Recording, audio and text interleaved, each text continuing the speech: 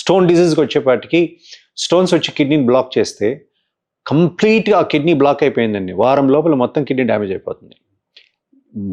Majority of the కేసులో complete block కాదు కాబట్టి 90% వాళ్ళల్లో వాళ్ళు ఏదో పెయిన్తో వస్తారు, మళ్ళీ మేము డాక్టర్స్గా దాన్ని తీస్తాము.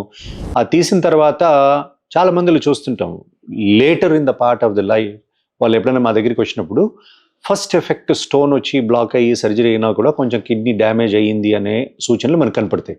సో కిడ్నీ స్టోన్స్ ఉన్న వాళ్ళు కూడా ఎందుకు నాకు కిడ్నీ స్టోన్స్ వస్తున్నాయి, మనం రెగ్యులర్గా దానికి చెకప్ చెప్తూ ఉంటాము. బట్ చాలామంది దాన్ని ఫాలో అవ్వరు.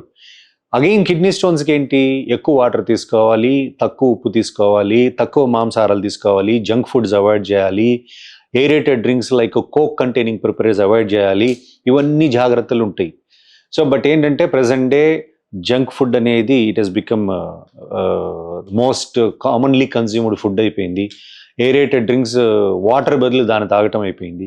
ఈ రకంగా లైఫ్ స్టైల్ మాడిఫికేషన్స్ రావటం వలన ఇది not only they effect kidney, it effect entire body overall and major organs of the body దీనివల్ల డ్యామేజ్ అవుతుంది. మెడ్ ప్లస్ లో అదే మెడిసిన్ అదే క్వాలిటీ, మార్కెటింగ్ డిస్ట్రిబ్యూషన్ ఇంకోటి అంటూ వీళ్ళకి అదనపు ఛార్జీలు ఉండవు. అందువల్లే 50 to 80% డిస్కౌంట్ లో మనకు అందిస్తున్నారు.